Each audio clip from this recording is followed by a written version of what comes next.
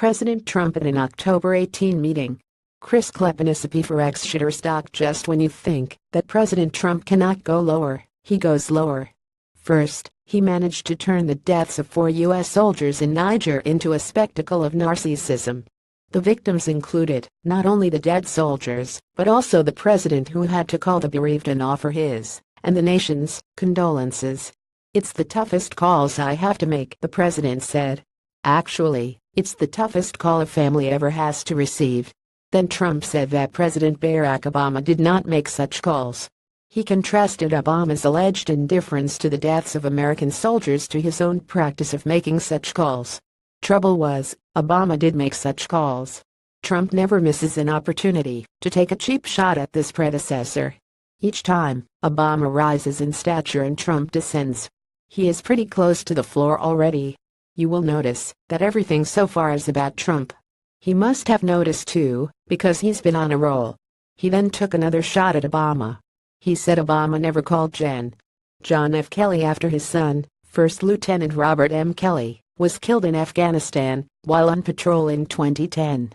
Kelly himself has refrained from using his son's death in a political context, but Trump did not. He used the death to once again go at Obama and defend his own actions. Then Tuesday, Trump did indeed call the widow of one of the slain soldiers. Her name is Myshia Johnson and her husband was Sergeant LaDavid T. Johnson.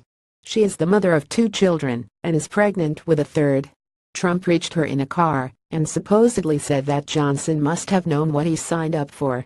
It was an odd way to extend sympathy, and Trump later insisted he said nothing of the sort.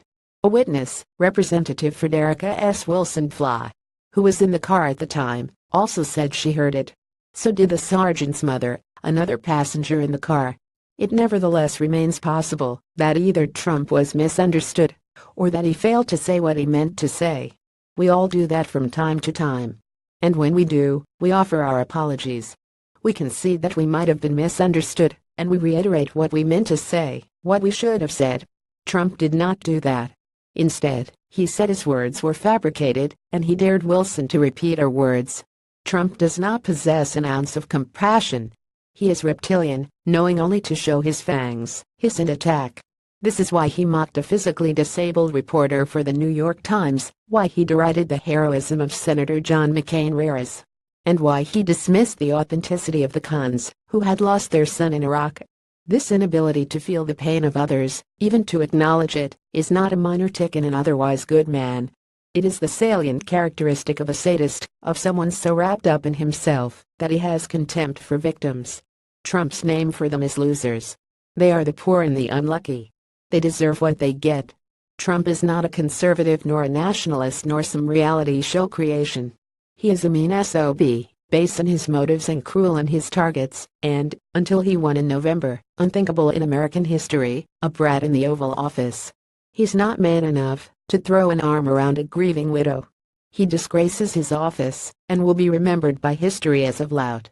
It is now a fate he cannot escape. Sorry, but he knew what he was signing up for.